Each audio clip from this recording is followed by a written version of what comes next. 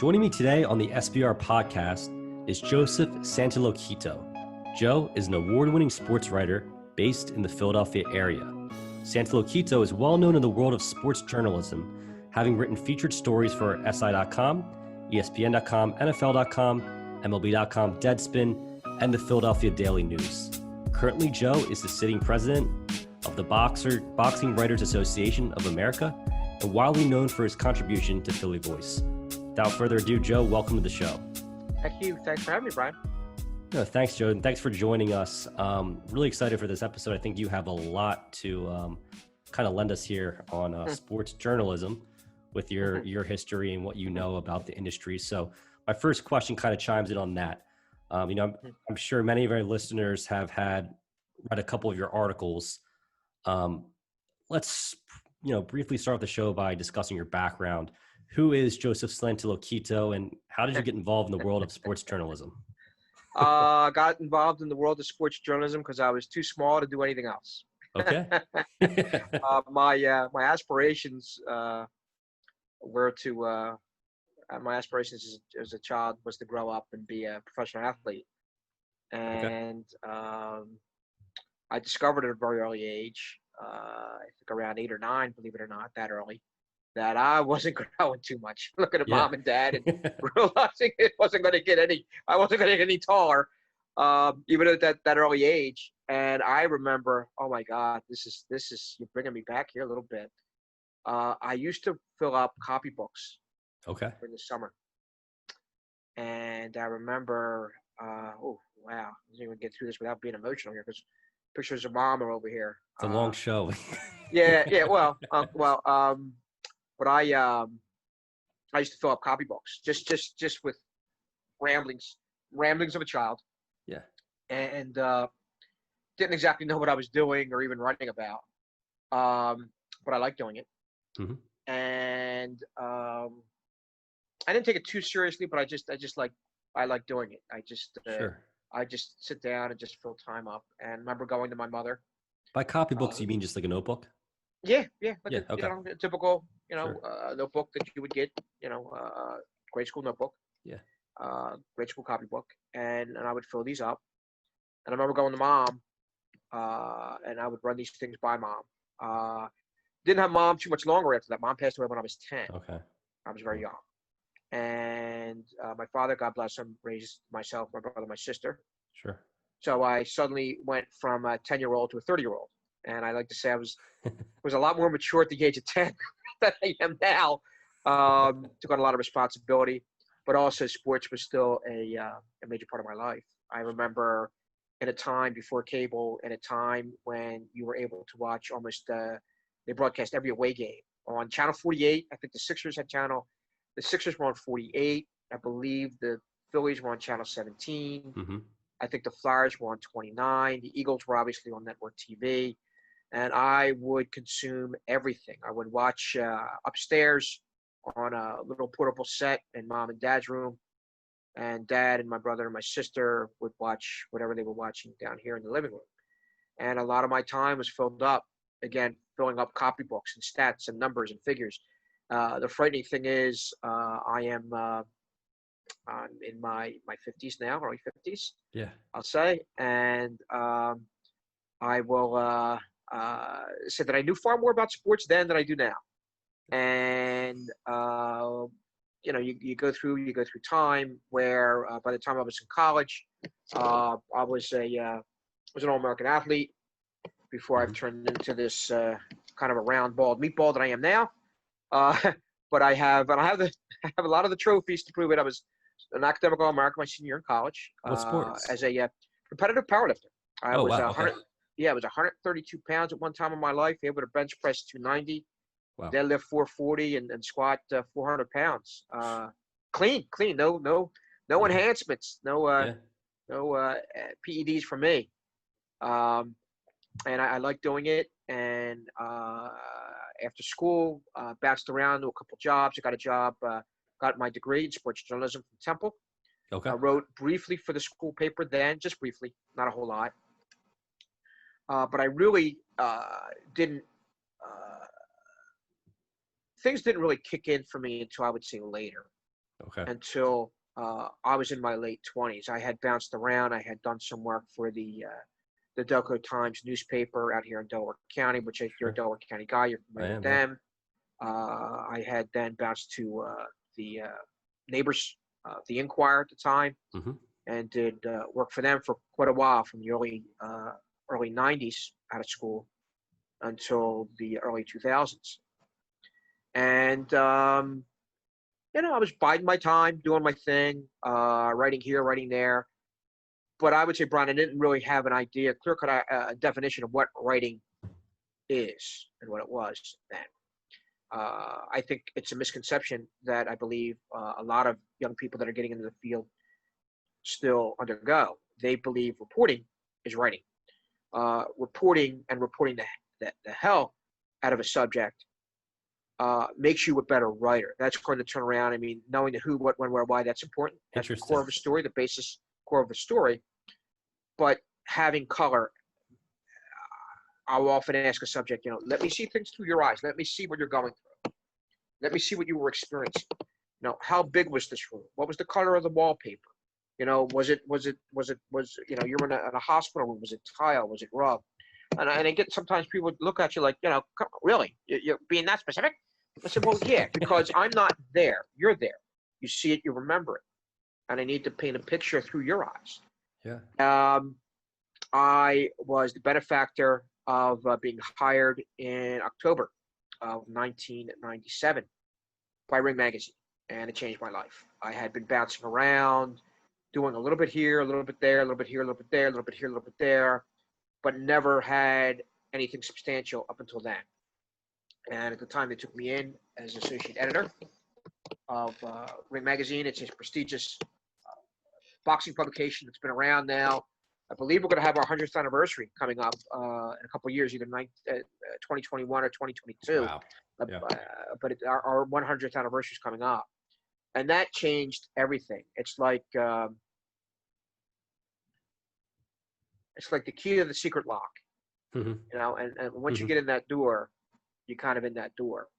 And it's a world, again, like any other world. And I don't want to believe this. I thought maybe talent could get you by. And at that time, I wouldn't have hired. I certainly wouldn't have hired myself at that stage. It took me a couple of years before I even wrote my first story in Ring Magazine, before I even wrote my first feature.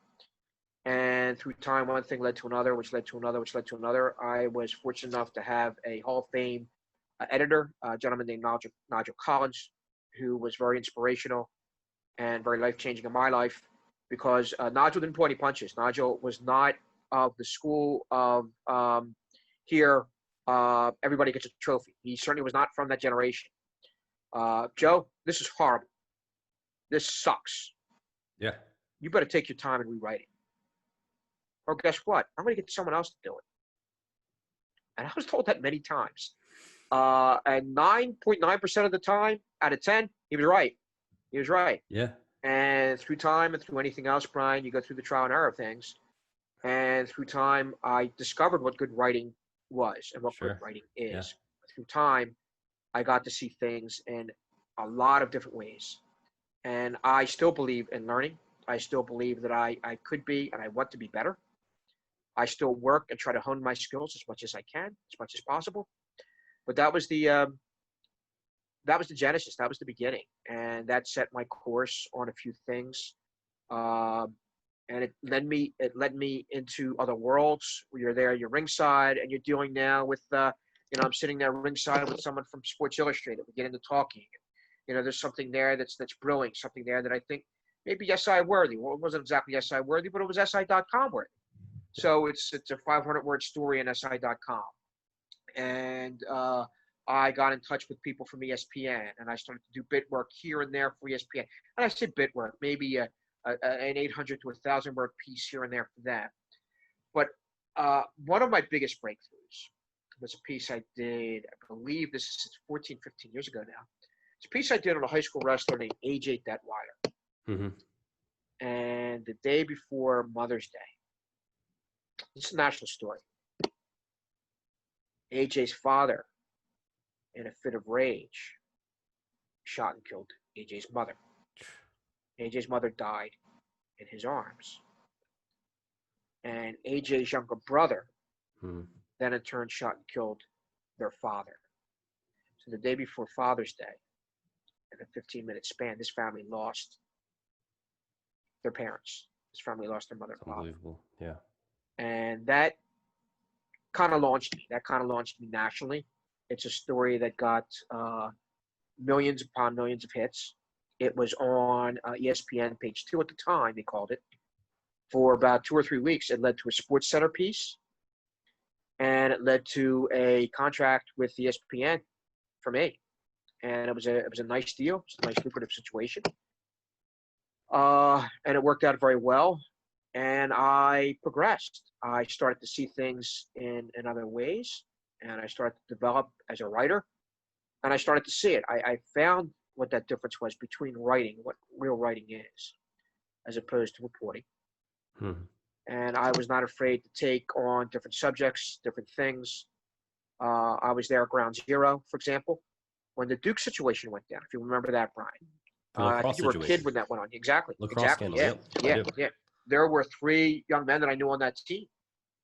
And that led in turn, the piece that I did for ESPN, that in turn led local to lacrosse players? Like local lacrosse players? Yeah. Okay. Yeah, the Duke lacrosse players who were falsely accused of raping this girl. And the whole nation jumped on these kids, changed their lives. I remember that. Yeah. And think about this, Brian. In this day and age, if that happened, there would have been a hell of a lot of people that would have jumped on these kids without taking that step back to find out the real story, the true story. We obviously know the true story now. Many, many people want to forget it, namely the DA that wound up doing, I think he did a day in jail over it, but he was disbarred and his life was altered for the negative because of what he did. And there's a lot of media outlets that owed those young men an apology and obviously didn't, because being a member of the media, and I speak collectively for them, not for myself personally, but when you're in the media, sometimes you don't feel you have to apologize, even though you're incredibly wrong. And many, many people were wrong in the situation dealing with the young men from Duke. But that, in turn, led to a deal with Inside Lacrosse. I have a 15-year relationship with them. I still write for them. It led to other outlets, other situations in other places. My contract with ESPN ran out, and it ran out just in time because, in a sense, I was offered quite a bit more money to stay here local with the Philadelphia Daily News, which worked out. So you have an offer, someone's offering you such and such, and someone says, well, would you be interested in taking, quite a bit more what they were offering and what I was getting paid on the side by the Philadelphia Daily News. And, yeah, and it's a fantastic opportunity. I had a number of front page stories for the Philadelphia Daily News. I mean, that was my childhood paper growing up, to write for the same newspaper that Ray Didinger and a Stan Hochman and Bill Conlon once wrote for. To me, that was a big deal. So and true.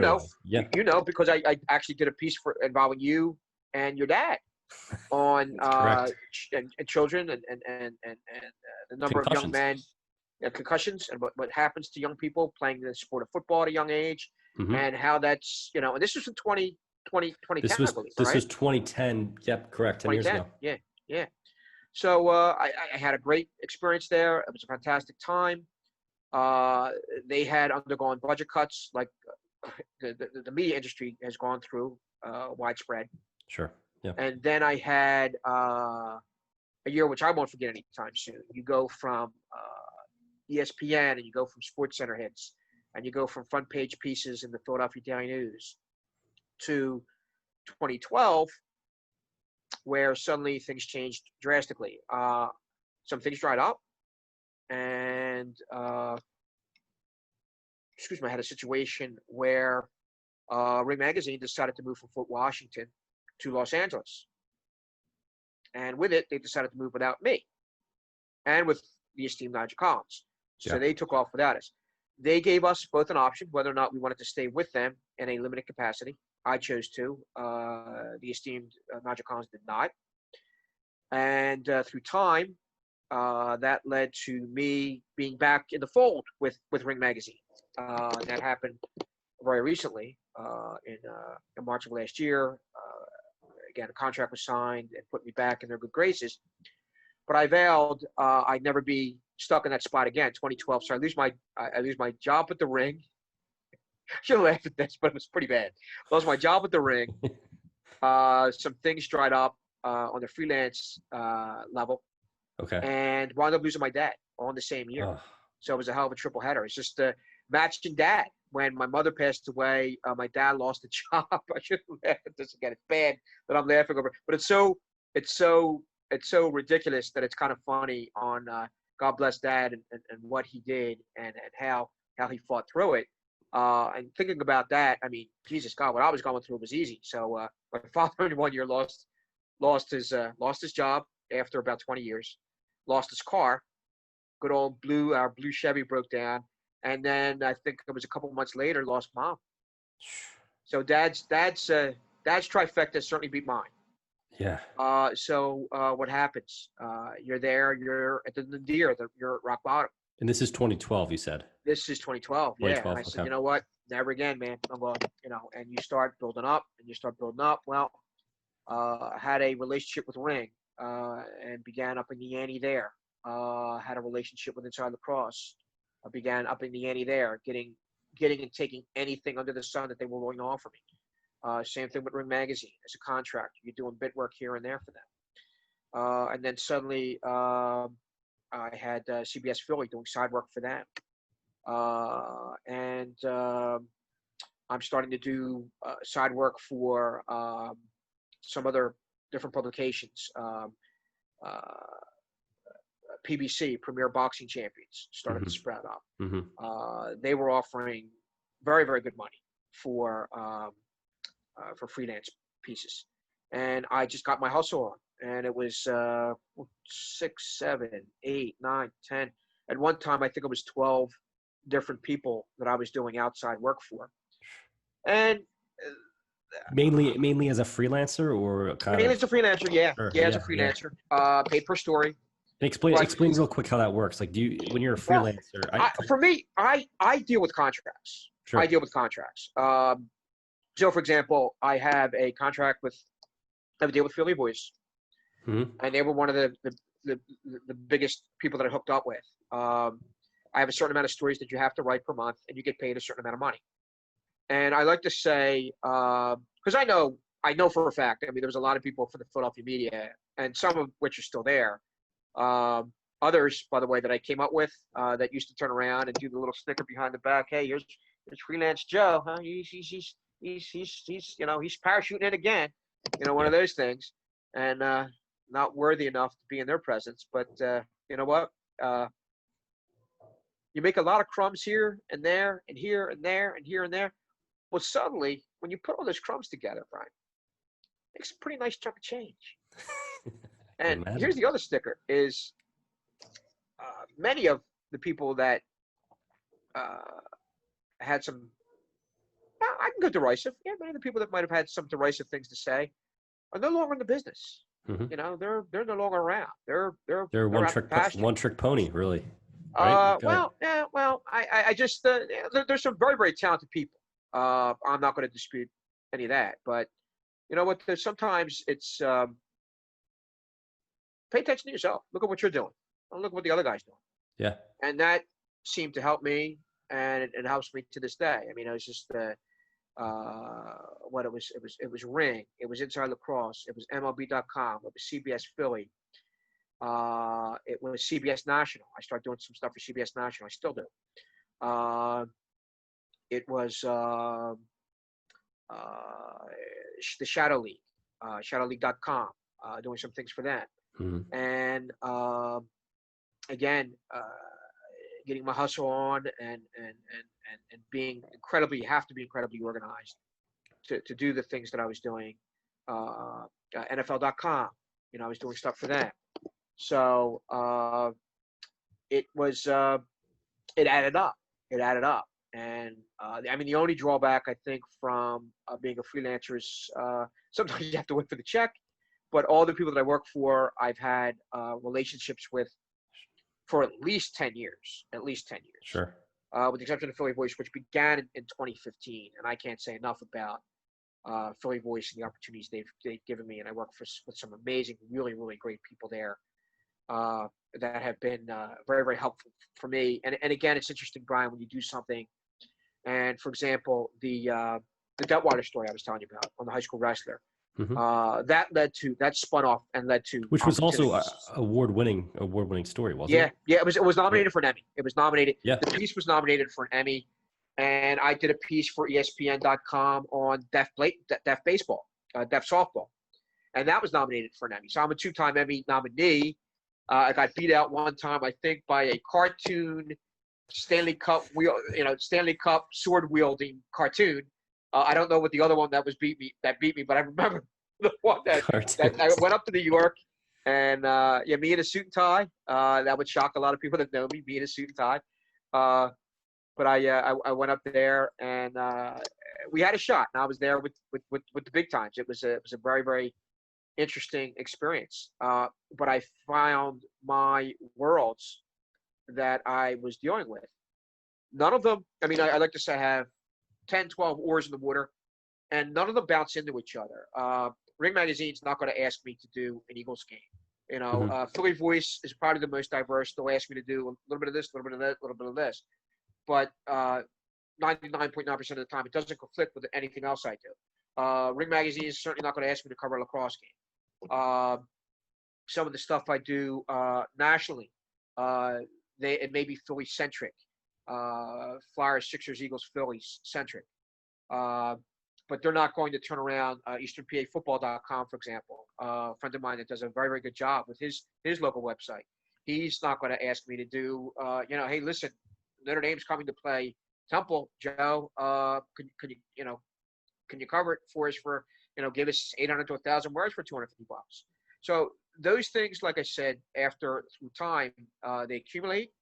And if you do a good enough job, and I like to think I've done a good enough job in the past with a lot of things, it's spun off to two other things that have worked out very well for me. Sure. And let me ask you something. Ring Magazine, it seems like, kind of gave you your first real break into the industry at that point in time. And you said your boss was tough on you, but kind of molded you. Do you feel like the city of Philadelphia, in a way, when it comes to the boxing community, has kind of molded your opinion on boxing and has kind of helped you through or maybe not? No, not now.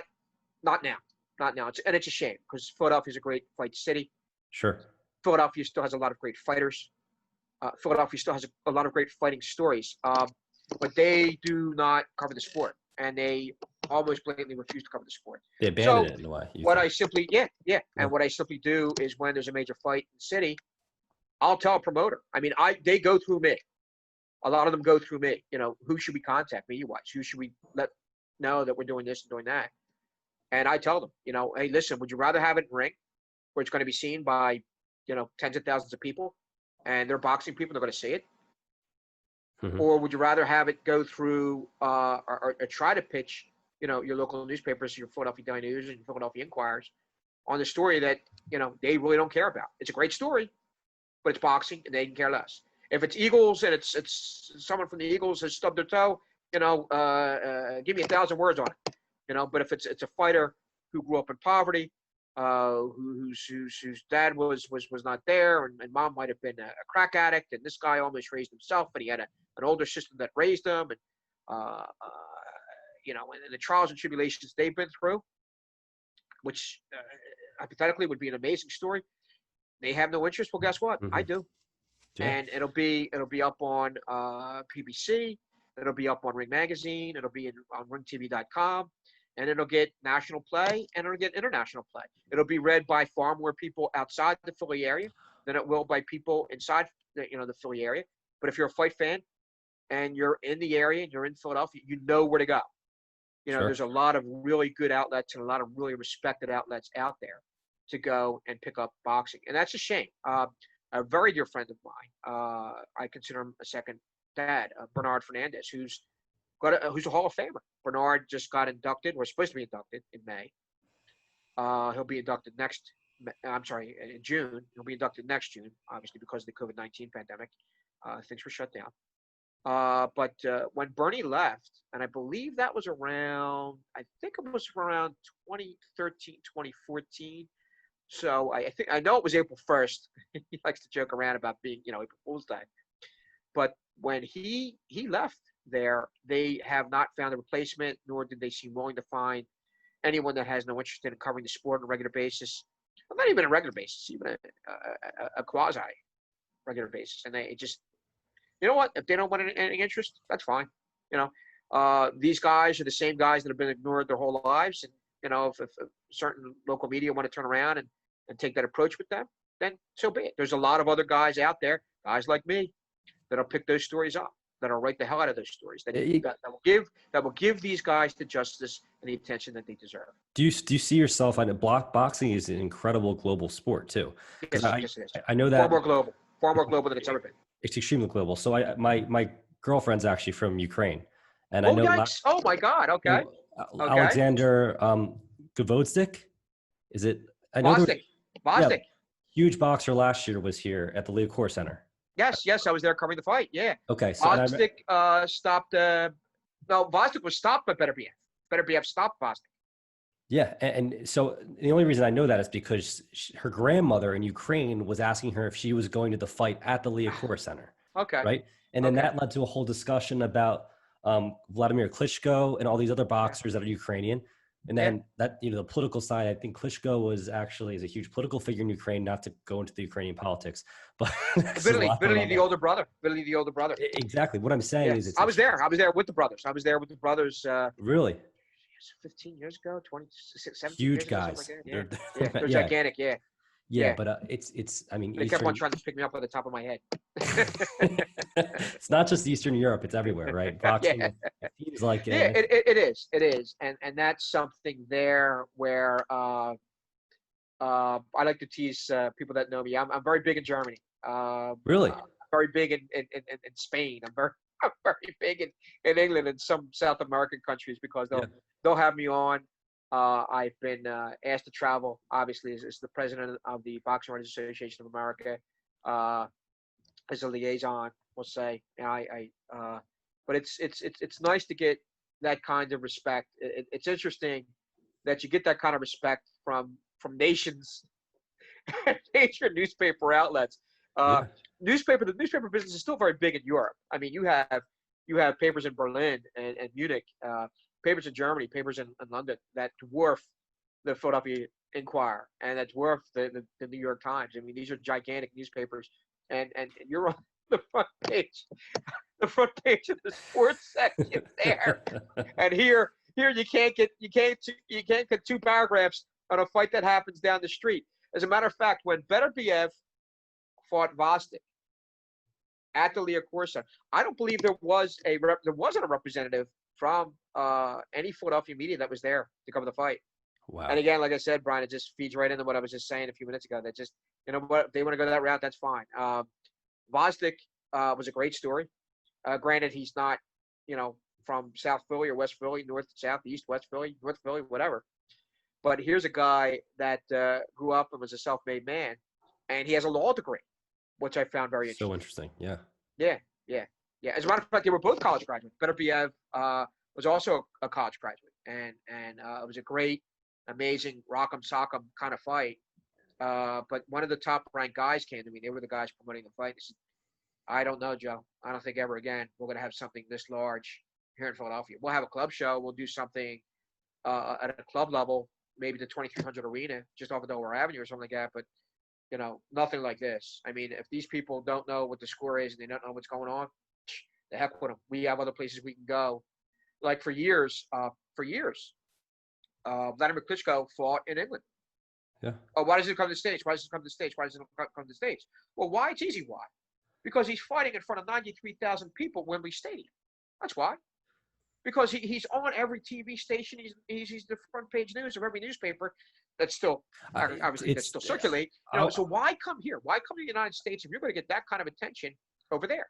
It's amazing. I was in actually Liverpool in England in April of 2019, and they were showing Tyson Fury highlights. Yeah. Right. Yeah. And Yeah. everyone was going crazy over there. Now he has Irish blood. He's actually Yeah. English, but Yeah. one way or another, I mean, especially it seemed like the northern parts of England too. Maybe it's all over England and all over that part of Europe. They love it. Yeah. They Yes. love it. Yes, they do. Yeah. Yeah. And they don't want to get it here. That's fine. That's Yeah. fine. I mean, there's still American fighters. They still fight. There's still, believe it or not, and this is frightening, if it happens, if it takes place. I mean, it's scheduled to take place in November. I still have my doubts. But if Roy Jones does step in the ring with Mike Tyson, it's supposed to be an exhibition. We'll see. Mm-hmm. Like I said, I have my doubts. I can care less because to me it's more a spectacle than it is a fight.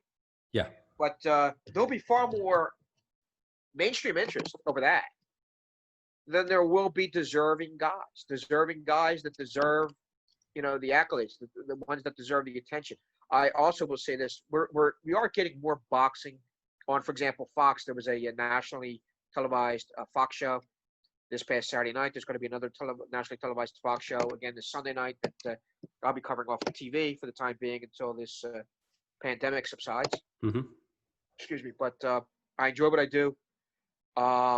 Two things that I really, really have grown to enjoy in the time that I've been doing it, which is now over half my life: high school sports and boxing, because you're going to come across the best stories there. High school sports is very simple in the sense that you're dealing with young people, and you're the first one telling their story and what these guys have gone through and what some of these guys have done to reach this certain point. And many guys through time, like for example, I know, past and present football players in the NFL. I know over 50, I know over 55. Mm-hmm. It's to a point now where I've covered now three guys, and I have it on speed dive, three guys that are NFL head coaches: Sean McDermott at LaSalle, Kevin Stefanski at St. Joe's Prep, and Joe Yeah. Judge, the new head coach of the New York Giants at Lansdale Catholic. Yeah. I covered these guys. I'm on the phone talking to Joe Judge over the summer, and Pat Hanlon, who's the PR director of the Giants. Joe knows you. Go ahead and talk. It was supposed to be 20. He was granting me. This is the head coach of the New York Giants. Big time. Yeah. And the beauty about Joe is he's still Joe. Yeah. 25 minutes turned into a 2.5-hour conversation. Half of which I'm going to write. That's going to be up. That'll be up on PhillyVoice next week. Some really amazing stuff. Amazing man. Hope he does good things with the Giants. Kevin Stefanski, the same thing. You come to root for the people than the laundry. I think the opposite, where you have some people, I'm root for the laundry. I don't care what the name is on the back. I'm the complete opposite. I'm the guy. Well, technically speaking, we're not supposed to root for anybody. But I'm the guy that if I was a fan, I'm rooting for the name on the back, not the laundry. Mm-hmm. I'm rooting for the people that I know. I covered Kobe Bryant at Lamar, one of the first people to write about Kobe. Yeah. And I don't care what he said in Philadelphia about cutting your throat or stepping on your throat or anything like that. I was rooting for Kobe Bryant. I have more of a connection with Kobe Bryant. Yeah. I have more of a connection with Kevin Stefanski and the Browns. I hope the Browns do well. I was there. I covered the Super Bowl in 2018 when the Eagles went there to Minneapolis and the Eagles won. I was there. One of the great moments of my sports life. I wrote more. Actually, I wrote more that Super Bowl week than I think I've ever written in any week of my life. I believe, Jesus God, it might have been close to 30 stories. It's one thing I actually always talk with my father about this, how Philadelphia is always claimed as, a pro sports town that really in reality, we kind of ignore our high school stars. Even I remember as a kid watching, Comcast Sportsnet every morning, waking up, they'd cover LeBron James. Obviously that's in Akron, Ohio. But I remember when Mike Trout was drafted. There you go. I was the first guy to write about Mike nationally. I wrote about Mike when he was a junior and senior at Millville. And I'll never forget Bill Conlon saying, I didn't even know who Mike Trout was until I saw him in a story by Joseph Santoliquito in our newspaper. And I remember going up to the draft. I was with Mike and his parents. Yeah. When he was drafted. Because how about this, Brian? There were two people that they initially asked to go up there to the MLB Studio 42 up there in North Jersey. and they turned them down. And the Trout said, "Yeah, we'll take it." And I believe Mike Trout was, I think he was the second pick, and I might have believed the third pick overall by the Angels in that first round. Yeah. Yeah, it's amazing, and they're really amazing people. And what Mike is doing does not surprise me, and who Mike is doesn't surprise me either, because that's just simply Mike Trout. I mean, he has an incredible loyalty to the people that have always been good and loyal to him. That's a tribute to him and to his parents and who he is. And the beauty of what I like about Mike Trout, for example, people like that, is that they don't let the bright lights big city affect them. There are, regrettably though, and consequently, there are many pro athletes that do let bright lights big city affect them, and they forget sometimes, consequently, where they come from. But certainly, that's not Mike Trout. Yeah, and it's kind of a shame. I feel like Mike Trout not signing with the Phillies in some respects, and Philadelphia kind of turned on him. Yeah, it's just, people simply just don't know. Fans can be ignorant. We both know. Fans can be very, very ignorant. Not knowing Mike Trout the way they think about this. Think about the history of the guy. And Mike is easy to read as an open book. You know, it just that's who he is. That's what he's about. He's an incredibly loyal guy. The Angels drafted him. If the Angels were going to turn around and re-sign him, you know, that's the team I grew up with. That's the team that picked me. You know what? And this is the team that's been obviously incredibly good to him financially. Yeah. And he's been very good to them. It's too bad that the organization hasn't put enough around him to win. But yeah, he got Brian. He got some knocks in some corners of Philadelphia media, but that's just people spouting off and people turning around and using Mike's name to maybe even bring a little attention to themselves. It's kind of expected. I like, obviously a lot of people coin Philadelphia fans as being passionate. Some people say other things. Some people say they're ignorant. Some people say they're educated, but they're jerks. What's it like being a journalist in this town, would you say? Especially when you cover, the Phillies, the Flyers, the Sixers, and the Eagles, right? The big four, if you want to call them that. But you got to get it right. You got to make sure you have it right. And if you take a chance, and I'm sure we're going to cover this topic maybe very soon, when you take a chance and you step out of the realm that I'm the guy, and I pride myself on this. I'm the guy that does the backstory. I'm the guy that's going to dig up, for example, Darren Sproles, and he has a stuttering issue, and Darren and his family were incredibly open with me to talk about that. Brandon Brooks and his battle with anxiety was incredibly open and honest to talk with me about that. I just got done doing the piece on the name escapes me here, for example. A young fighter who killed another fighter. The fighter that died, his name is Patrick Day. In the ring, I'd imagine? Yeah. Yeah. And we spoke about it, and I said, listen, are you okay talking to me about this? So if someone's going to entrust me with their story, they're going to entrust me with their eyes, with their vision, with their feelings, with what they went through. That's a big trust. Sure. And it's a heartfelt trust, and it's an important trust. That's why I've never given up a source. I never will give up a source. I have a lot of people that are very, very willing to talk to me in the boxing community. I even have a lot of people that are willing to talk to me in the NFL community. Some people might not like that. I don't care. But I know what the truth is. And I know I have the truth on my little handy-dandy digital tape recorder that I carry almost everywhere with me, especially these days. But that's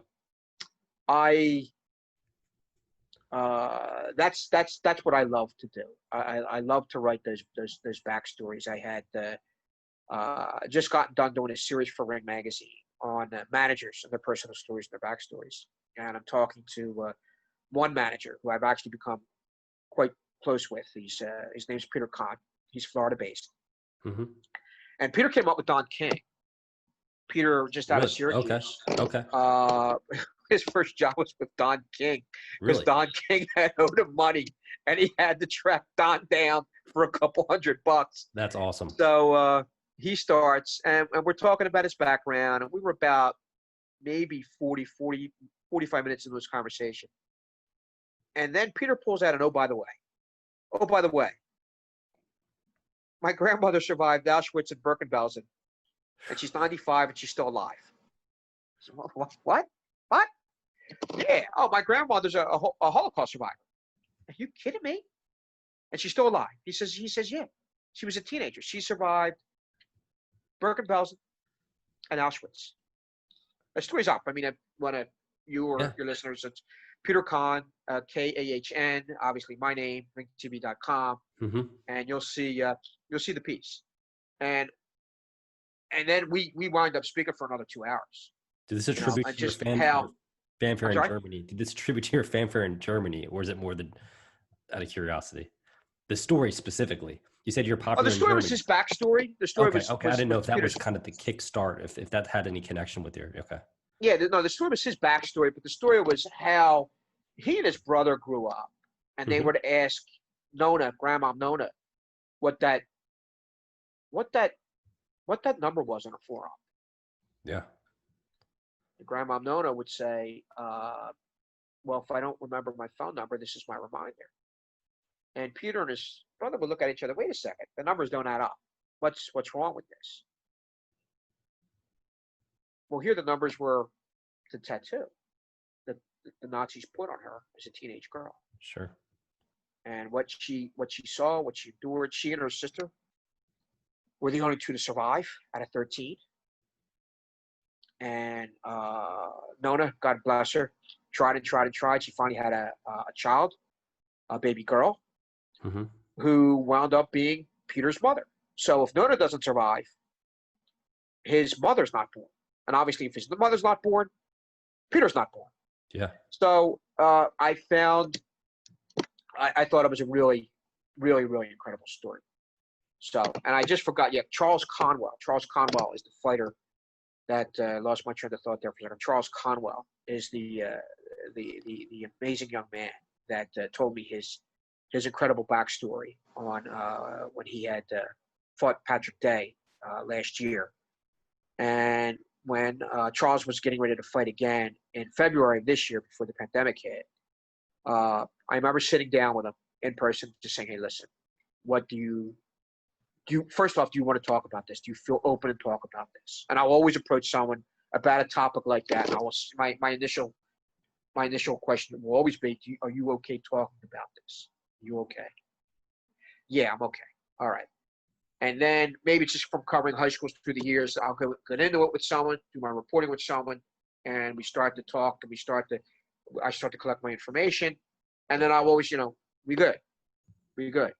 That's just maybe the covering the high schools in me that comes out, but I'll always do that.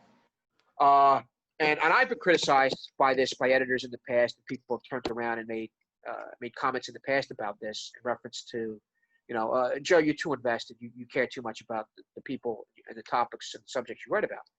And I'd rather be that way. I'd rather have a vested interest in the young men and young women, the people, the subjects of my stories. I'd rather have a vested interest in that. Well, wouldn't you feel that? Take serious care about what they're going through, what their stories are about. Sure. Than just treating them as just some subject that I'm just going to turn the page on. Once you're done, you're done. I don't do that. I'm the good breaker upper, Brian. I'm the guy who's still running with 7 or 8 girls that I used to date back in the day, and I actually mean that. So I'm the guy that just I'm not going to say I don't exactly. I'm not going to stick to you and be a nag, But I'm I can hang around a little bit, and I still have pretty much very, very strong relationships with very, very many people, certainly over 100 that I've covered at one time or another. I would say close to 200. But it sounds like in the hectic world of sports journalism, where you have to be super organized, it's kind of probably helped you having all these different connections and these freelancing jobs. Oh my God, yeah. Right. Yeah. So it helps. It certainly helps in other areas. It helped me on many, many ways with the NFL and in many, many ways with the Eagles. Sure. And not to bring up the Eagles again, but when it comes to Carson Wentz, Yeah. we're alluding to that article. Did you You feel? could go ahead. You could tell the folks what you're referring to. Yeah, I mean, you can. The article title is so essentially the article that was published a couple years back. It's scary. It's been on 2 years now. So it's Exactly. January 21st of 2019 Mm-hmm. on Carson Wentz, and I knew I was right. What gets me is one, I got accused of being an anti-Wentz guy, and I got accused of you went out to get these guys, and you're seeking these guys out. Well, a very, very simple equation here, right? You don't know anything until you're told it. And I didn't know what was going on until I was told. Sure. And despite the fact that I've gone on, my God, that whole day, that 3-day span of January 21st of 2019 and January 22nd of 2019, Jesus, it was over 35 interviews. Locally, pants. Locally, I got crushed. And I can live with that. I'm okay with that. Nationally, I got praised. So I'll take that trade-off. I'll take having Philadelphia sports fans rip me to shreds, while nationally, I got praised. So it led to a great deal for me. It led to a deal with we'll say a highbrow publisher. It led to a deal with a series of highbrow national level, international level magazines. I started at the bottom, but starting at the bottom with them is a pretty lucrative role. Yeah. And they allowed me to do, Brian, they allowed me to do all the other stuff that I've been doing. So it worked out incredibly well for me. Led to a new car. It led to a different tax bracket, a couple of different tax brackets, and it was a nice chunk of change. But to make it clear, that wasn't your intent. Your intention, you just heard what you heard. You reported. Yeah. What, Again, to summarize, the Eagles that season. This is the 2018 season, the season Correct. after the Super Bowl year. Yeah. Had been struggling, and their offense was clunky, was in and out, was inconsistent. They had lost a big Sunday night game on national TV at Lincoln Financial Field to the dreaded, hated Dallas Cowboys. Mm-hmm. So I was there, and I had went down to meet some folks, wrote the story, filed my story, got my story done. And then I remember walking out with a whole position group of players. And I remember making the comment to them. I said, geez, Mike Groh's really screwing this up. Because remember, the Eagles had lost Frank Wright. He became the head coach of the Indianapolis Colts. Yeah. They had lost John DeFilippo, who went on to become the offensive coordinator of the Minnesota Vikings. So they lost two of their prime guys that helped Carson Wentz to the greatest season up to that point that he's had in his career. And I just made – and Mike Groh had taken over for those guys as the offensive coordinator. And I just made a comment in passing. I said, Jesus, Mike Groh is really messing this up. And, Brian, they all turned around in unison. We're talking about 5 guys, and their heads all turned around like a Marine Corps, one of those Marine Corps rifle units. Shooting squads. Yeah. Rifle squads. Yeah. And they asked, Joe, it's not Groh. It's Wentz. What? Really? Carson Wentz? Yeah, it's Wentz. He's not seeing the field the way he should, and they just went off one. So I mean, you start to think. Again, this is early November.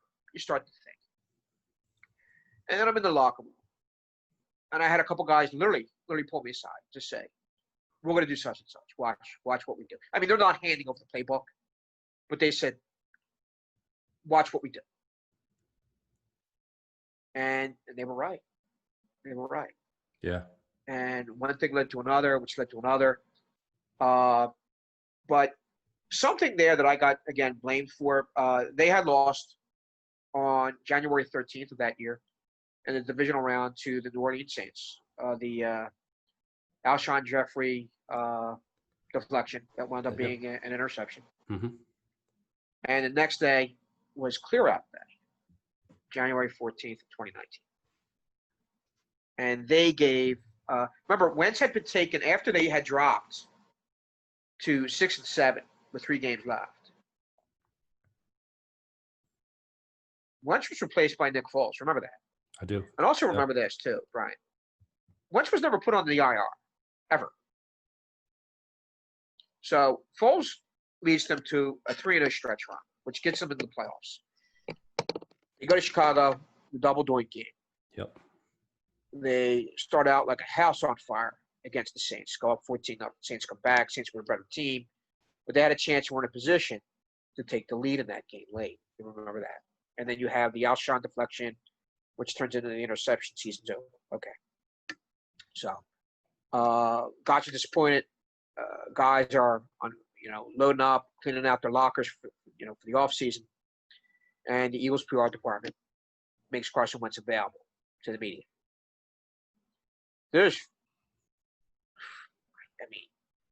I'm going to estimate maybe 60, 70 people around Carson Wentz, all jammed up, all piled up. Yeah. Asking him this, asking him that, asking him this, asking him that. And my editor, Evan Mason, the sports editor of PhillyVoice, comes up to me on the side of this joke. Where's this stand? Where's your stand with this Wentz story? And at the time, and again, time is huge here. At the time, we still didn't have it. I mean, I had a lot of information. I had a lot of really good information. But these are a bunch of guys that are griping. I didn't get anything outside until then. Nothing. Mm-hmm. Mm-hmm. I had left messages with certain people that I know. I left messages with people that I knew. Everything. Yeah. Right? But up until this time, I'm getting filled with information from 9 or 10 guys, basically nine guys that are pissed off that our guy didn't perform the way we expected him to perform. We got questions about his leadership. Okay. You people by now are very familiar with the story. All right. But I still don't have confirmation. I still don't have that outside source to say, hey, listen, I'm going to corroborate what these guys say. And again, this is Monday. January 14th. So that story was not going to see the light of day. Again, the information's there. Everything's there. It was a matter of sitting down. It was transcribed.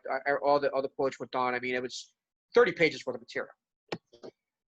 So I get a call that Monday night. By the way, after Wentz was made available to the meeting, I get a call that Monday night. And it's my outside source. And we go through everything. And I go down everything with him. This is what I'm hearing. What are you hearing? What do you know? This is what I'm hearing. This is what these guys, and I told him everything. I told him who told me what. I told me when they told me, where they told me. I also made sure too, Brian, we had one instance where I was with the group of guys, and then everything else was done individually. So no one knows who spoke to anyone else. So I wanted to keep everything as separate as I could. Sure. To protect myself, to protect them. You're dealing with a very, very powerful figure here. We're dealing with a figure here that has as much say in that team as Harry Rose, despite what a lot of people may think and despite what a lot of people may say. Mm-hmm. Carson Wentz is a very powerful figure with the Philadelphia Eagles. And he has to say, if he wants you out, there's a chance you're going to be out. So this source confirms 98% of what I was told. He does one better. He sends me back into the NovaCare complex. So what I did was I spoke to the PhillyVoice folks. I wrote the story. It went through numerous configurations. It went through serious vetting. It went through my attorney. It went through 2 of PhillyVoice's attorneys, even though attorneys didn't even have to be involved with this. Everything was solid in terms of that. We're not accusing Carson Wentz of anything illegal by any means. We're just accusing, we're just saying these guys are pissed off and they were willing to talk and they were willing to snipe behind the guy's back. Okay. I'll be here. I'll take the information down. If you remember, I think it was over 2,000 words. And I think there was only one quote in it. Mm-hmm. This is what I was being told. So we went back I went back into the complex, and the story was sent. The story was sent Okay. to an individual. That story was literally in the Overcare complex before it was posted publicly. So the story was sent to someone, and the individual got back to me that Friday and said, "The bleep is true. Leave my name the bleep out of it." And I called the PhillyVoice folks. I said, "Listen, I think we're gold here."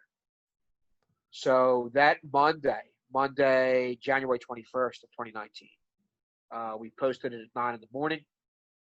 I called the Eagles, and I've stated that I should have given them more notice. Here's the other thing that's a kicker. And the Eagles have gone, and the Eagles have said, "Oh, he gave us short notice. He didn't let us really know." Well, I actually did.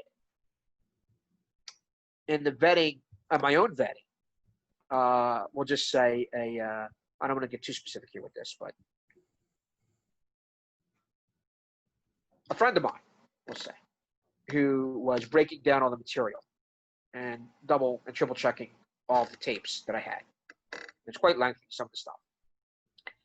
Says to me, "Do you recall this conversation?"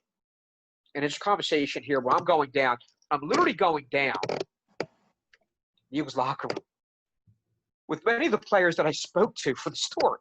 Yeah, yeah. Is this your cell phone? Is this accurate? Is this your cell phone? Is this accurate? Is this your cell phone? Is this accurate? And I was one of the last people out of that locker room that Monday, January 14th, 2019. And one of the Eagles representatives comes back and says, "Joe, we're closing up, whatever. I said, "Okay." I said, "But listen," I said to the individual, the Eagles representative, I said, "Is there any way I can talk to Carson Wentz?" And he says to me, and he had a right to say this to me. Neither of us were right. Neither of us were wrong. But he says to me, "Well, didn't you speak to him when he was up there? You had a chance to." So yeah, you're right. But what I'm doing and what I'm working on is quite a bit more, a little bit more personal, I think, is the way I think I worded it to him. Mm-hmm. To paraphrase myself, I think this is a little bit more personal. This is something a little bit. This is something a little bit deeper. I said I wasn't about to give up the show as to what I was working on or what I felt I was sitting on, and I was sitting on a gold mine. But I also thought, Brian, if these guys are talking to me, they're going to be talking to other guys. They're going to be talking to other people in the media, not just me. Now, let me ask you something. Were they talking to you because they trusted you? Like, do you think they trusted you as a source? Because you obviously your reputation, you don't give up who you talk to, right? At first it was a core group of 5. Okay. And that spilled over to 2 other guys. Sure. One in particular had a penchant for calling me at 11:45 at night. I'll stop there. I'm not going to go any further than that, but I'll stop there. But tape recorded 95% of everything I needed. The outside source that lent me back inside took care of me, and I took that information down, and that was transcribed. Sure. But getting back to, in a roundabout way, getting back to what I was talking about is my buddy, my individual that transcribed all this material for me. He says, "Joe," he says, "what did the Eagles say again?" I said, "Well, they're right. I went to them at 8:20, which I did. I went to them at 8:20 that Monday morning, January 21st, 40 minutes prior to the story being posted. And this was, if you remember, this was the weekend between the NFC and AFC championship games in the Super Bowl. This was the off week between the championships. The Pro and Bowl the Super Bowl typically is played. So, yeah. So, and exactly, it's Pro Bowl weekend down in Florida. Yeah. And the Eagles were angry at me, and I could deal and live with that. I'm okay with that, and I can understand the reasons why. But they were telling other media that I gave them short notice on the story, when in actuality, I didn't even realize this myself. They were given a week's notice. They were told a week in advance that I'd like to speak to him on a deep, quote unquote, a deeper issue, and I was denied. But I have it, and I have it. It's on tape, and that's the kicker. Is I go out to my car, and I'm looking down at my digital tape recorder, which is typical me, And I look down, I'm like, you hear a curse, and it's me cursing at myself. I'm like, Jesus. And I was going to erase what was on there, but I remember there were 2 players that had other cell numbers that they also used, and I also had that on the tape. So I just hit stop. You hear me cursing at myself because I left the tape recorder on, but then I hear, you hear stop. But on that tape recorder is me asking an Eagles representative for access to Wentz a week prior to that story running. Wow. And I got accused of not seeking the other side. I got accused of one-sidedness. I got accused of a lot of things. And, let me ask you. I'm okay with all that. What I wasn't okay with was there is an idiocy fringe to the Philadelphia sports fan base. A very, very small percentage, but still yet a percentage that are jackasses. I like to say they're from South Jersey, but they're probably. Well, I don't know if they came from South Jersey. I'm just. But yeah, I got my home vandalized. I got a neighbor got his windshield smashed because they thought it was my car instead of his. I got my mailbox destroyed, and someone put dog manure in it, and they messed up my my front light. Yeah. So, but when I twist it and I turn it around in a positive way, Brian, I'm happy that I wasn't there for that. I was away for a couple of days. I'm happy I wasn't around to, God forbid, walking in on someone doing this to my home, because I don't know what I would have done. I don't know how I would have reacted to that. I might not even be talking to you right now. Who knows where. There's crazy people out there, right? Yeah, there's some crazy people out there. When people try to do crazy things to my home, or if someone was trying to do something crazy to your home, I'm sure you probably would have acted crazy. I know. Yeah. I can speak for myself. I got a strong feeling I would have acted quite crazy. But overall, I wouldn't change a thing. I really wouldn't. I gave the Eagles ample notice, despite what they thought or what they said. I literally have it on tape where I said, hey, listen, I need to talk to him, and this is, something private, something deeper. Oh, you had a chance over here. I can't let you do that. But I have it on tape and I have it on record that a week before that story was posted. Let me ask something about Carson Wentz. If you had the chance to talk to Carson, do you think this story would have gone a different? Would you have given up the story, or would you just had more intel? I'm kind of curious from how. I would have asked him his point of view on where some of this stuff, or why some of this stuff came out. Okay. Now I will say this. I remember, and this is the story I was going to tell you earlier. We could talk now. We're being recorded. Is I just had no interest in the Super Bowl that year. Super Bowl 53, the Patriots Rams Super Bowl. I'm actually happy. Story of my life. I just have a habit of landing on my feet all the time, and this was certainly one of those cases where that Super Bowl Sunday, from I would say maybe 6 or 7 in the evening, throughout the whole Super Bowl, I just watched reruns of Cheers. So I fall asleep. And a very dear friend of mine, actually Bernard Fernandez, who's like a second dad to me, he calls me up a little after 6 Monday morning, February 4th, the day after that dreadful Patriots-Rams Super Bowl. And I'm thinking, oh, what's going on? You okay, Bernie? Is Ann okay? And his wife, they're both a little bit older. I had concerns for them. You don't get calls that early in the morning unless there's something there, something important. And Bernie certainly knows I don't like being woken up that early in the morning unless there's a possibility of some emergency going on. And Bernie says to me, this is the best wake-up call of your life. Okay. He says, well, you're obviously familiar with the story. I said, yeah. Believe it or not, Joe, Carson Wentz agreed with you. So what? What are you talking about? He goes, go on ESPN.com. And this was, they call it embargoed, Brian, where Wentz had spoken Thursday of that week to a pool of 6 handpicked reporters. I obviously wasn't one of them. but they spoke to 6 handpicked reporters, and they quizzed Wentz on issues of the story. Sure. And Wentz didn't agree with some of the specifics, and I'm actually okay with that because I couldn't get too specific, and I couldn't get too specific for one specific reason. If I got too specific, what am I doing, Brian? You're a smart young man. What am I doing? If I get too specific, you're calling people out. You're actually I'm giving up who spoke to me. Your sources, right? Yeah, Exactly. Trusted sources. Exactly. So I have to watch what I said and how I said it without giving these guys up, and I'm not going to give them up, and I'll never give them up.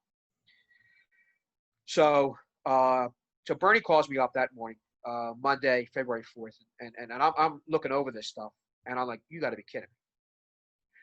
And credit to Carson Wentz, because if you remember, I don't know if you saw that embargoed Monday, February 4th story, where he says, I'm not going to say this is made up. I'm not going to say this I did. Yeah, I read it. Yep. He says, I could have been a better teammate. He admitted it. I have the direct quote here. Actually, I took note. If you don't mind, I can read it off. Uh-huh. So I said, and I quote from Carson, I know who I am, first of all. Wentz said, I know how I carry myself. I know I'm not perfect. I know I have flaws. So I'm not going to sit here and say it was inaccurate and completely made up. I'm not going to do that. But at the end of the day, I will say our locker room is really close. If there were guys that had issues in hindsight, I wish we could have just talked about them. End quote. Yeah. So we definitely know. I mean, that story, I'd like to be known for the Deadweiner story. I'd like to be known for the Charles Conwell story, or the Peter Kahn story, or 50 or 60 other stories that I've done that have been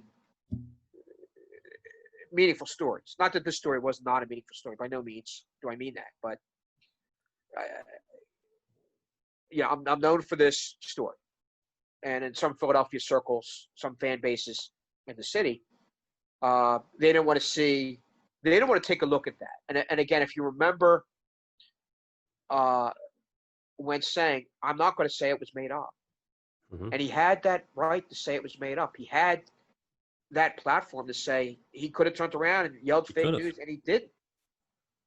I know what the truth is. I have the truth sitting a few feet away from me, and 40 pages worth of transcripts and 5 copies now of I think close to 4.5 to 5 hours worth of tape. I know what was said to me, and common sense tells you don't reach out. You don't put anything out like that. That's your right. You don't put out anything like that unless basically it's almost like career suicide. Oh, just jump. You might as well just jump from the bridge. I've been doing this too long to turn around and take any chances. And I wasn't about to take any chances. Anybody that knows me knows I don't take chances. And I wasn't about to take a chance with that. I double, triple, quadruple check things. Now, this is where I'm a dope. For people that know me will assert, yes, Joe, you are dope. The so-called sleuths out there, and they are legion, and the so-called idiots that looked up Twitter stuff that I said about Wentz in the past, they forget I've written 4 Carson Wentz stories. We'll call it 3 and 1, because 3 of them were extremely positive, and 1 big blot, the 1 was negative. Okay. They didn't notice, and looking up my past history, as we like to do, Brian. How old are you, Brian, again? 27. 27. Okay. So you're right there, cutting edge social media, right? And these people thought, we're going to get him. We're going to get Joe Santoliquito, right? And they dug up some stuff that I had said about Wentz in the past. Sure, they dug some things up. What they failed to dig up, these jackasses, these idiots, is me pictured with pretty much every player that I spoke to for that story. Ringside. I have a friend of mine, God bless her. She's in law enforcement, and I mean one of those 3-letter high-end law enforcements. She graduated Quantico in March of last year, March of 2019. And if you read my Twitter account, by the way, it says, a proprietor of, because she runs it. I mean, I'll send her stuff, and almost in the time I send it to her, she has it posted. But she scanned and looked over everything. So she calls me She says, "You idiot." She used stronger language than that, but this is a family podcast, so she Well, I mean, actually the first letter began with an A, and the second phrase was HOLE. So yeah. I just you and I'm like, oh my, what did I do now? She goes, do you know? Because she knows where all the bones are. She says, do you know all the people or most of the people you spoke to? You're pictured with, you jackass, you idiot.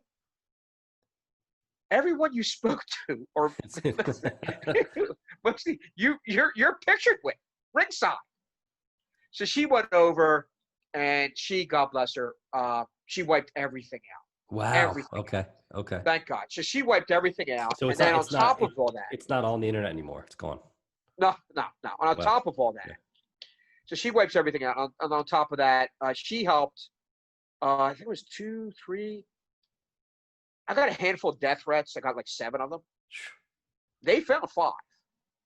It's the most expensive tweets and most expensive direct messages I think these individuals have ever made in their lives. And it was just a one-shot deal where I never was bothered by any of them again. Yeah. But she's also gone a little wild. I think it's over, Brian, I think it's over 20,000. I think I have 22,000 people blocked on my Twitter account. Really? I think 4 or 5 came from me. The other 17 came from us. I said, what are you doing? She goes, I have nothing better to do. I'm over here. I'm blocking. I said, blocking what, sweetie? What are you blocking? Well, this guy has this to say to you. This guy has that to say to you. I think she blocked a couple cousins. She blocked a couple childhood friends of mine. I said, no. They could say that. There's some of these guys can turn around. These guys are allowed to say what they've said. Yeah, sure.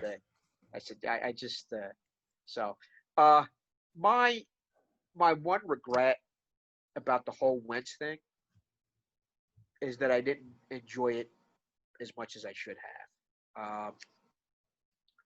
There's a lot of things that I look back over. There was a lot of memes with me. There was a lot of things there. And I'll be the first person to laugh at myself. A lot of it was hilarious. A lot of it was, and despite there was one guy that wrote this 1,000-word screed on me and my life story. And it was hilarious. I wish a word of it was true. It would have been nice if my mother was still alive. It would have been nice if my father was still alive. It would have been nice if they were alive enough to be quote unquote disappointed in me. And my rusty my empty bank account, and all kinds of other stuff. So it was there was a lot of I missed that part of it. Sure. But I also was educated too, because as you're finding out, your dad certainly knows, when I'm not in writing mode, when I'm not in Joe reporter hat, I let loose. I can act like a goofball, and I don't mind that. I don't really care about a whole lot of things. I'll laugh at myself. I laugh in general, and regrettably, some of that boiled over during that process. And again, it's scary, Brian. It's 2 years now since that story was posted. Wow. And I remember going on the air with Angelo Cataldi. And Angelo knows where some of the bones are buried. He doesn't know everything, but he does know.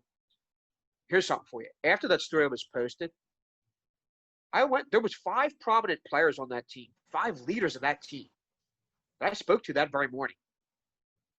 I gave them I gave them an opportunity to rebut what was said. Brian, not one of them said, no. Not one of them said, you're inaccurate. Not one of them. Nor did anyone have hey, listen, it's here. It's the internet. I could turn around, bing, bang, boom, and I could turn around and add what you want to say. Where do you want to go with this? I'm not touching that, man. I'm not going anywhere with that. I said, okay, give me an opportunity. These are 5 prominent players on that team, 5 leaders of that team. And it's kind of interesting, Brian. And think about this.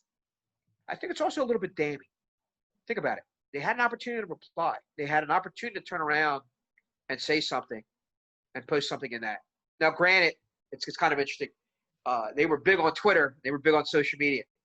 But when they were approached about rebutting the information in that story, they said, no, I'm not gonna go there. I'm not. And I was like, you know what? You were given a chance. And as I stated, I was accused of not, quote unquote, seeking the other side. And that was the Eagles' main contention with me. They just, you could have gotten the other side, Joe. You could have gotten the other side. Why didn't you get other guys to get, tell you the other side? Well, the attempts were made to get to the other side. 5 leaders of that team that very morning. One specifically, I remember cursing me out, calling me this, that, and the other thing. And interesting. It's interesting that they wouldn't. There was no rebuttal, so it makes you wonder if the consensus on the team, it wasn't just the guys you talked to or the sources, is that everyone felt the same way, right? So I got, since that story has been posted, even as recently as this week, I've had people come back to me and say, you did good. Yeah. You did good. Yeah. You took a lot of heat. I did. But you did good. And I think we're better for it. I think 11 took a deeper look at himself, which he needed to do. I know for a fact, like I said, millions saw the story. Millions saw it. But I do know one person read it. And that was Carson Wentz. And much credit to Carson Wentz. Hats off to Carson Wentz for addressing it and for doing something about it. He became more accessible. He became available to guys that in the past he wasn't available to. So if I had, me, of all people, had to shake the tree a little bit for some apples to fall, then so be it. People didn't see it that way. That's on them. That's their ignorance, not mine. I'm not going to concern myself with that. Yeah. Oh, yeah, I'm trying to make a name for myself. I got a lot of that. Who is this guy? I got a lot of that. That's fine. I'm okay with that. But in the end, it worked out terribly well for me because I got a really nice, lucrative contract, and I got a nice car out of it. I got incredible opportunity with some publications that have been around forever. I've been in those publications. I'm going to leave it alone, what they are, who they are, because you never know who's listening and who's watching. If people want to watch and keep track of me somewhere, somehow, they can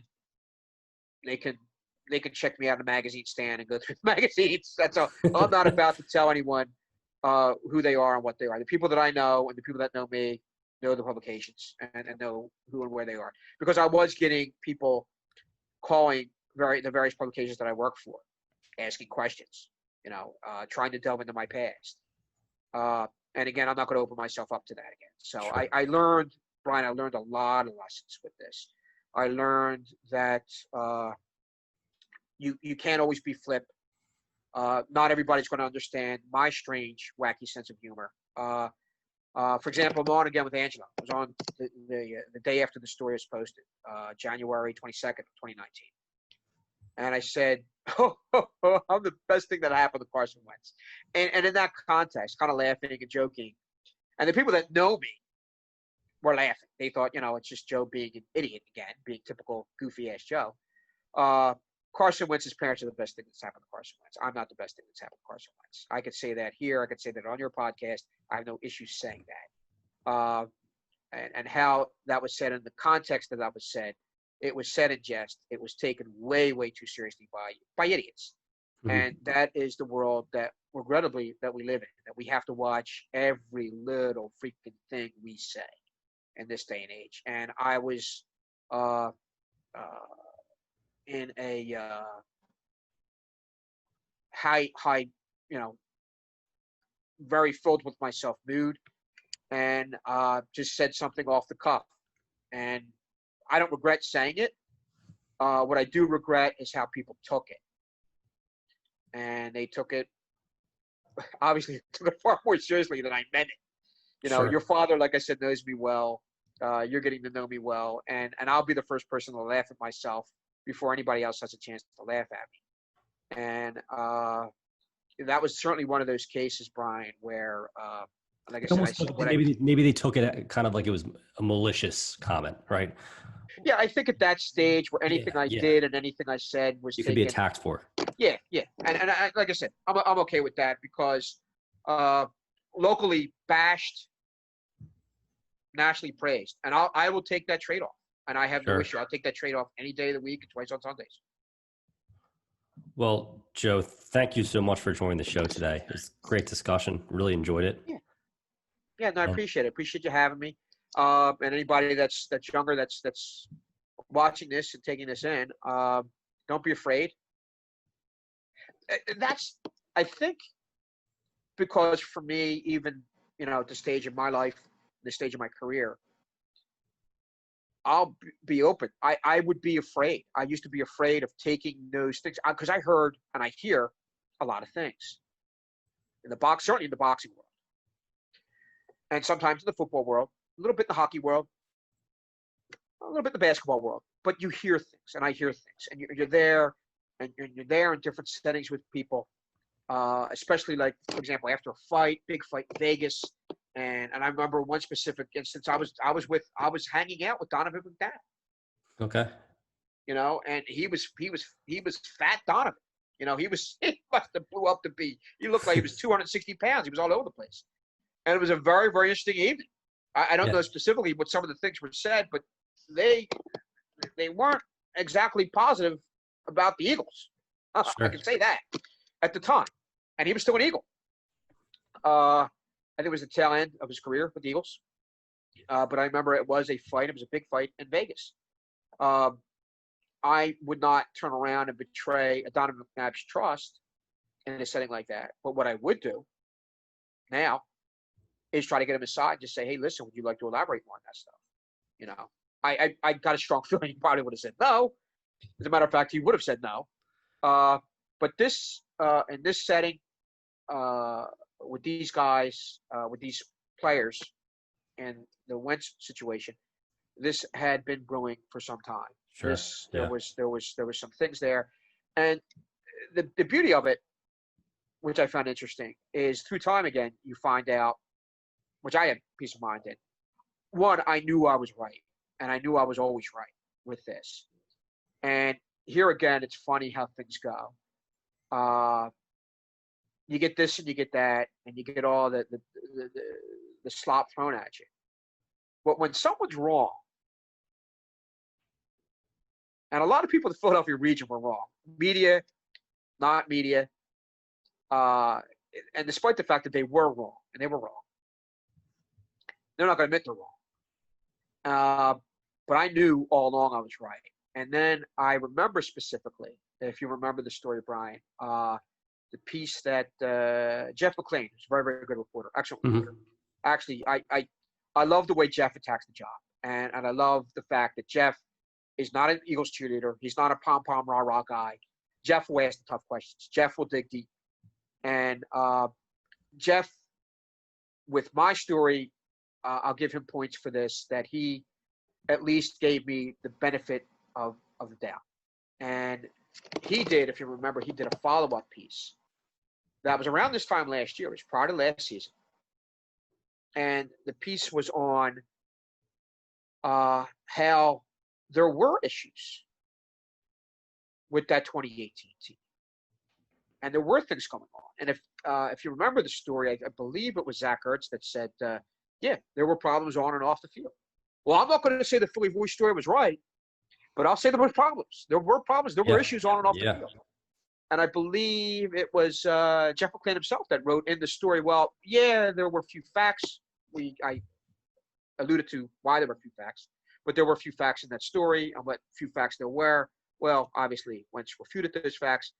But the characterization, the overall characterization of that story was spot on. And I know it, and the players in that locker room know. And something had to be said, and something had to be done. Granted, they didn't like the messenger, but at least they did something with the message. And again, kudos to Carson Wentz, because he did something with that message, and he deserves a ton of credit for that. I mean, I went over, I shook his hand. We spoke briefly at the open practice they had last year. I'll keep our discussion very brief, but I'll keep it to myself for the time being. It was positive. It was positive. Mm-hmm. So I'll go as far as saying when guys complain about another guy behind their back, yeah, it's a story. And guess what? I'll go as far as saying this. When guys complain behind the other guy's back and defending him, I also think that's a story. So, and at that point, we'll conclude here. I'll just say any young person that's looking at this, just don't be afraid to take a chance. Don't be afraid to take that risk, because that risk, regardless of how unpopular the risk may be, again, make sure it's a risk that you're correct on. Make sure you double, triple, quadruple check your facts, and make sure you have enough corroboration. But also, don't be afraid to take those risks, because if you don't take those risks, you don't take risks, you're not going to get anywhere. Exactly. You're not going to gain the attention of anyone else. And here, I had been writing for numerous outlets for the very publisher that I have a really sweet contract with. And they knew of me, but what threw everything over the top with me was the Carson Wentz story. And it led to, like I said, a lot of very, very good things. Well, no, that's fantastic advice, Joe. And, just once again, thank you so much. My pleasure. My pleasure. Siri there at the end. But you guys, once again, that was Joe Santoliquito. If you enjoyed today's episode of the S.B.R. podcast, please follow me on Twitter at SBR_podcast. I'm also Instagram at the same handle, SBR_podcast. And if you feel the need to provide any further feedback, please visit www.sportsbusinessreview.com, the official home of the SBR podcast. Once again, my name is Brian McDonough, and have a great rest of your week.